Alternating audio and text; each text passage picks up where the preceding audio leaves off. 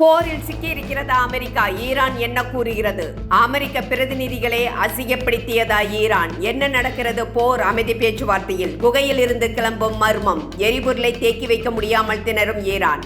புதிய லேசர் கருவியை பயன்படுத்தும் அமெரிக்கா. ட்ரம்பை விளாசி இருக்கும் சக அதிபர் யார்? அவர் என்ன கூறியிருக்கிறார்? பார்க்கலாம் இந்த வீடியோவில்.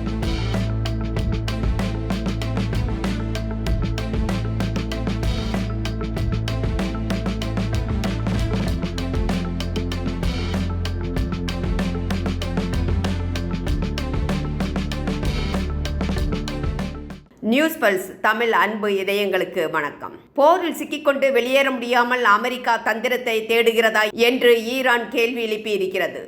ஜேட் குஷ்னர் மற்றும் ஸ்டீவ் விட்காஃப் இஸ்லாமாபாத் நகரில் 2ஆம் கட்ட பேச்சுவார்த்தையில் கலந்து கொள்ள இருந்த நிலையில் ஈரான் பாதுகாப்பு அமைச்சகம் கடுமையான வார்த்தைகளை பயன்படுத்தியுள்ளது. அமெரிக்கா பலவீனமாக இருப்பதால் நேருக்கு நேர் பேச்சுவார்த்தையில் கலந்து கொள்ளவில்லை என்று ஈரான் தெரிவித்துள்ளது. அமெரிக்காவுடன் நேரடி பேச்சுவார்த்தையை தவிர்த்து பாகிஸ்தான் மூலம் மட்டுமே பேசுவதில் உறுதியாக உள்ளனர். இதன் மூலம் யார் உண்மையில் சமாதானத்தை தேடுகிறார்கள் என்ற நாடகத்தை ஈரான் கட்டமைக்கிறதா என்ற கேள்வியும் எழுகிறது. ஈரான் பேச்சுவார்த்தைக்கு தயாராக இருக்கிறது என்று ட்ரம்ப் கூறுகிறார். போரில் சிக்கியிருக்கும் அமெரிக்கா தான் தப்பிக்க வழி தேடுகிறது என்று ஈரான் கூறுகிறது. அதாவது நேருக்கு நேர் அமெரிக்க குழுவை சந்திக்க ஈரான் விரும்பவில்லை. தங்களது பரிந்துரைகளை பாகிஸ்தானிடம் ஒப்படைத்துவிட்டு ஈரான் வெளியுறவுத்துறை அமைச்சர் அப்பாஸ் அராக்சி அங்கிருந்து ஓமன் புறப்பட்டு சென்று விட்டார்.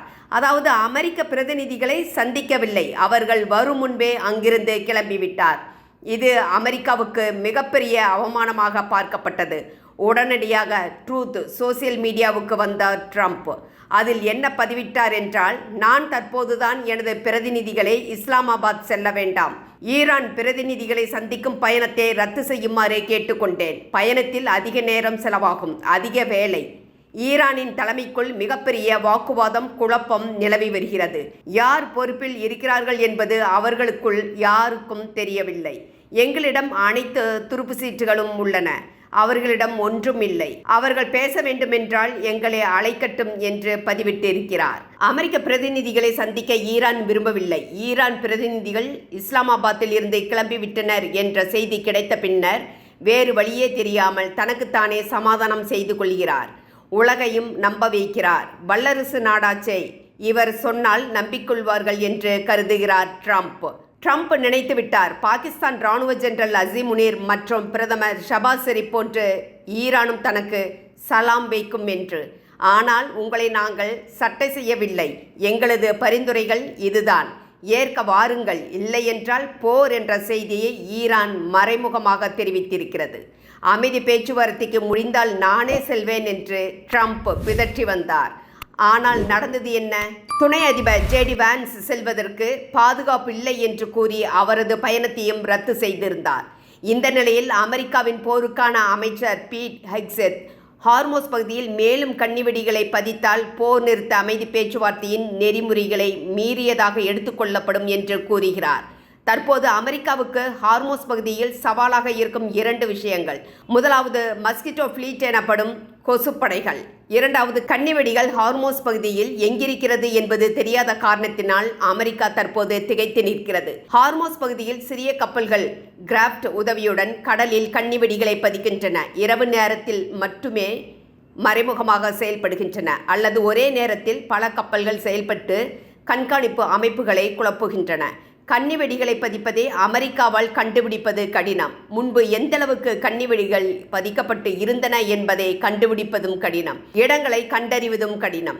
ஈரானின் மஸ்கிட்டோ ஃப்ளீட் எனப்படும் கொசுப்படைகள் மறைந்திருந்து தாக்கும் வில்லன்கள் போல கடலுக்கடியில் பதுங்கியிருந்து அதிரடியாக தாக்கும். அமெரிக்காவுடன் ஒப்பிடுகையில் ஈரானிடம் பெரிய போர்க்கப்பல்கள் இல்லை, அதிநவீன விமானங்கள் இல்லை. அமெரிக்காவின் கூற்றுப்படி ஈரானின் கடற்படை 90% அளிக்கப்பட்டது என்று வைத்துக் கொள்ளலாம். உலகிலேயே பிரம்மாண்டமான USS ஜார்ஜ் H.W.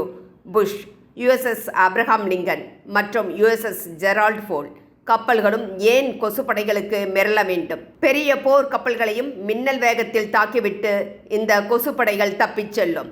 அதாவது கொரில்லா படைகள் போன்று இவை கடலில் இயங்கும். இந்த படகுகள் மிகச் சிறியவை என்பதால் அமெரிக்காவின் சேட்டலைட்டுகளில் தெரியாது. கடலுக்குள் இருந்து வந்து தாக்குதலை செய்யும். இதுவும் கடலில் அசிமெட்ரிக் வார் போன்று செயல்படும். அதாவது குறைந்த செலவிலான படகுகளை கொண்டு அதிக விலை கொண்ட கப்பல்களை தாக்குவதாகும். இதைத்தான் கடலில் சிறிய படகுகள் செய்கின்றன. இதுவரை இந்த போரில் 20 கப்பல்களை இந்த படகுகள் தாக்கியிருக்கின்றன. ஈரான் நாட்டின் கடற்கரைகளில் கற்பாறைகள் உள்ளன. அங்கு தோண்டப்பட்ட ஆழமான குகைகளுக்குள் இந்த சிறிய படகுகள் நிறுத்தப்பட்டிருக்கும். படகுகளுக்காக ஈரானில் இவ்வாறு மறைக்கப்பட்ட 10 குகைகள் இருப்பதாக நம்பப்படுகிறது. உத்தரவு கிடைத்த அடுத்த நொடியில் இந்த சிறிய படகுகள் செயல்படத் தொடங்கும். அமெரிக்காவின் போர் கப்பல்கள் குறுகலான ஹார்மோஸ் நீரிணைக்குள் நுழைவது கடினம் என்பதால் ஓமன் வளைகுடா மற்றும் இந்திய பெருங்கடலில் நிறுத்தப்பட்டு இருக்கின்றன. ஏற்கனவே அமெரிக்காவின் USS ஆப்ரஹாம் லிங்கன் மற்றும் USS ஜெரால்ட் ஃபோர்ட் அடிவாங்கியிருப்பதால் நெருங்கி வந்தால் சிறிய படகுகள் தாக்கும் என்ற அச்சமும் அமெரிக்காவுக்கு இருக்கிறது. படகுகள் மட்டுமில்லை, ஏவுகணைகளும் ட்ரோன்களும் கொண்டு ஈரான் தாக்கும் என்ற அச்சத்தில் இருக்கிறது அமெரிக்கா. அதனால்தான் இந்த சிறிய படகுகளை பார்த்தால் சுட்டு தள்ளுமாறு ட்ரம்ப் உத்தரவு பிறப்பித்திருக்கிறார். கொசு எப்படி மனிதர்களுக்கு சிக்கலை ஏற்படுத்துமோ அதேபோல் இந்த சிறிய படகுகள் ட்ரம்பின் தூக்கத்தை கெடுத்துள்ளது. அமைதி பேச்சுவார்த்தை நடந்தாலும் ஹார்மோஸ் நீரிணையை கடந்து செங்கடல் முதல் ஏதென்ஸ் வளைகுடா வரையிலும் தாக்குதல் நடத்துவோம் என்று ஈரான் மிரட்டி வருகிறது. ஈரானின் ப்ராக்சி அமைப்பான ஹூதிகளும் எச்சரித்துள்ளனர். பில்லியன் டாலர்கள் மதிப்பிலான அமெரிக்க போர் கப்பல்களை ஈரானின் மலிவான ட்ரோன்களும் சிறிய படகுகளும் மிரட்டி வருவது வரலாற்றில் மாபெரும் திருப்புமுனையாக கருதப்படுகிறது. பத்திரிகையாளர் சந்திப்பில் ஈரானுடன் மிகச்சிறந்த முறையில் பேச்சுவார்த்தை நடக்கிறது என்று காலையில் வழக்கம் போல் அமெரிக்க அதிபர் ட்ரம்ப் கூறுவார். ஆனால் அதே நாள் நள்ளிரவில் தனது ட்ரூத் சோசியல் வலைதளத்தில் இஸ்ரேலுக்கு முழு ஆதரவு தெரிவித்து உலக நாடுகளை அதிர வைப்பார். ஒரு பக்கம் இஸ்ரேலை கண்டிப்பது போல் நடந்து கொள்வது, மறுபக்கம் புகழ்வது என்று இரட்டை நிலைப்பாட்டை எடுத்து வருகிறார் ட்ரம்ப். இதனால்தான் அமைதி பேச்சுவார்த்தையிலும் சிக்கல் ஏற்படுகிறது. பாகிஸ்தான் விஷயத்திலும் ட்ரம்ப் அப்படித்தான் நடந்து கொள்கிறார். அதாவது இந்தியாவை திட்டி பாகிஸ்தானை தனக்கு சாதகமாக செயல்பட வைக்கிறார். வல்லரசு தலைவரின் பரிதாப நிலையாக இது பார்க்கப்படுகிறது.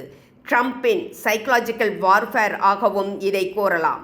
அதாவது தவறான தகவல்களை பரப்புவது, பயம் உண்டாக்குதல், வதந்திகள் பரப்புவது, சமூக ஊடகங்களை பயன்படுத்தி மன அழுத்தம் ஏற்படுத்துதல், எதிரியின் மனோபலத்தை குறைக்க முயற்சிப்பது ஆகியவற்றை தந்திரமாக ட்ரம்ப் கையாளுகிறார். இந்த போரில் அமெரிக்கா முதன்முறையாக லோகஸ்ட் எனப்படும் அதிநவீன லேசர் ஆயுதம் மூலம் ஈரானின் ட்ரோன்களை பொசுக்குகிறது. அமெரிக்காவின் மெக்சிகோ எல்லையில் இந்த லேசர் கருவியை அமெரிக்கா பயன்படுத்தி வருகிறது. இந்த லேசர் ஆயுதத்தின் விலையும் குறைவுதான். ஒருபுறம் அமைதி பேச்சுவார்த்தை நடந்தாலும் இரு பக்கமும் போருக்கான முயற்சிகள் தான் அதிகமாக காணப்படுகிறது. இந்த போர் மத்திய கிழக்கில் மிகப்பெரிய அதிகார மாற்றத்தை கொண்டு வருமா, ஈரானில் தலைமையை மாற்றுமா என்பதை பொறுத்திருந்து பார்க்கலாம். அமெரிக்காவும் ஹார்மோஸ் பகுதியில் போர் கப்பல்களை நிறுத்தி தடங்கல்களை ஏற்படுத்தி வருவதால் ஈரானில் இருந்து எண்ணெயை ஏற்றிக்கொண்டு கப்பல்கள் வெளியே செல்ல முடியவில்லை. இதனால் எண்ணெய் கிடங்குகள் நிறைந்து வருகின்றன. சேமிக்க வழி தெரியாமல் 30 ஆண்டுகளுக்கு மேலாக ஓய்வு கொடுத்திருந்த நாசா என்ற மிகப்பெரிய எண்ணெய் டேங்கர் கப்பலை ஈரான் பயன்பாட்டுக்கு கொண்டு வந்துள்ளது. இந்த டேங்கர் கப்பலில் எண்ணெயை சேமிக்க ஈரான் முடிவு செய்துள்ளது. JP மார்கன் போன்ற சர்வதேச நிறுவனங்களின் தரவுகளின்படி ஈரானின் தரைப்பகுதி எண்ணெய் சேமிப்பு திறன் சுமார் 86 மில்லியன் பீப்பாய்கள் மட்டுமே. ஏற்றுமதி முற்றிலுமாக முடங்கியுள்ள நிலையில் இன்னும் 16 முதல் 26 நாட்களுக்கு ஈரான் தனது கச்சா எண்ணெய் உற்பத்தியை குறைக்க வேண்டும் அல்லது முற்றிலுமாக நிறுத்த வேண்டும் என்ற நிலைக்கு தள்ளப்பட்டுள்ளது என்று எச்சரித்துள்ளது. மற்றொரு செய்தியாக, நேட்டோ அமைப்பின் தூண்களாக இருக்கும் அமெரிக்கா மற்றும் ஐரோப்பிய நாடுகளுக்கு இடையே மிகப்பெரிய அளவில் மோதல் வெடித்துள்ளது. நூணலும் தன் வாயால் கெடும் என்பது பழமொழி. அதாவது தவளையும் தன் வாயால் கெடும் என்று கூறுவார்கள். அது ட்ரம்புக்கு மிகவும் பொருத்தமாக இருக்கும். ஏதென்ஸ் நகரில் கிரீக் பிரதமர் கிரியாகோஸ் மீட்சோட்டாகிஸ் செய்தியாளர்களை சந்தித்தார். அப்போது பிரான்ஸ் அதிபர் இம்மானுவேல் மேக்ரோன் உடனிருந்தார்.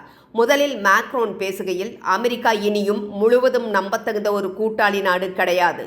ஐரோப்பா இனி தனது விஷயத்தில் பாதுகாப்பாக இருந்தாலும் உலக விஷயங்களிலும் முடிவெடுக்க வேண்டிய தருணத்திற்கு வந்துள்ளது. ட்ரம்ப் ஒரு கேரக்டர் என்று விவரித்தார். அதாவது வித்தியாசமான நபர் என்று குறிப்பிட்டார். ட்ரம்பின் கடுமையான அணுகுமுறையையே இவர் இவ்வாறு விவரித்திருந்தார். அதே நேரத்தில் மேக்ரோன் ஒரு முக்கியமான விஷயத்தையும் வலியுறுத்தினார். அமெரிக்கா தனது சொந்த நலன்களை எப்போதும் முன்னிலைப்படுத்தும், ஐரோப்பிய கூட்டாளிகளை கண்டுகொள்ளாது. இது புதிது கிடையாது என்று சாடினார். இது சர்வதேச அரசியலில் பெரும் புயலை கிளப்பியுள்ளது. பிரான்ஸ் நாட்டு அதிபர் தனது சக வல்லரசு நாட்டின் அதிபரை விமர்சிப்பது உலகளவில் முக்கியமாக பார்க்கப்படுகிறது. மேக்ரோன் ஏன் இவ்வளவு ஆக்ரோஷமாக பேசினார் என்றால் அதற்கும் உள்ளர்த்தம் இருக்கிறது. ஈரானுக்கு எதிரான அமெரிக்காவின் போர் நடவடிக்கைகளுக்கு இங்கிலாந்து போதிய இராணுவ ஆதரவு வழங்கவில்லை. இதனால் இங்கிலாந்தின் கட்டுப்பாட்டில் உள்ள ஃபாக்லாந்து தீவுக்கு எதிராக அர்ஜென்டினாவுக்கு ஆதரவாக ட்ரம்ப் குரல் கொடுக்க துவங்கியிருக்கிறார். அமெரிக்காவுக்கு அர்ஜென்டினா நட்பு நாடு. ஏற்கனவே நடந்த போரில் ஃபாக்லாந்து தீவை ஒப்படைத்துவிட்டு விலகி கொண்டது அர்ஜென்டினா. ஆனால் பழைய குப்பையை மீண்டும் தூசி தட்டி எடுக்கிறார் ட்ரம்ப். அமெரிக்காவுக்கு மிகவும் நெருங்கிய நண்பராக இருக்கும் இங்கிலாந்துக்கு இப்படி துரோகம் செய்யும் ட்ரம்பை எந்த நேரத்திலும் நம்பக்கூடாது என்பதுதான் மேக்ரோனின் வார்த்தைகளில் எதிரொலிக்கிறது. ஒரு பக்கம் நம்பிக்கை இல்லாத அமைதி பேச்சுவார்த்தை, மறுபக்கம் மத்திய கிழக்கு பதற்றம் உலக நாடுகளை சுயமாக சிந்திக்க வைத்துள்ளது. புதிய கூட்டாளிகளை உருவாக்குகிறது அல்லது தேடுகிறது. காலம் மிகவும் வலிமையானது. பார்க்கலாம் என்ன நடக்கிறது என்று. நண்பர்களே, உங்களது கருத்துக்களை எங்களுடன் பகிரவும். உங்களது ஆதரவு எங்களுக்கு மிகப்பெரிய ஊக்கமாக இருக்கும். எங்களது யூடியூப் சேனலை சப்ஸ்கிரைப் செய்யவும், லைக் செய்யவும், ஷேர் செய்யவும். நன்றி.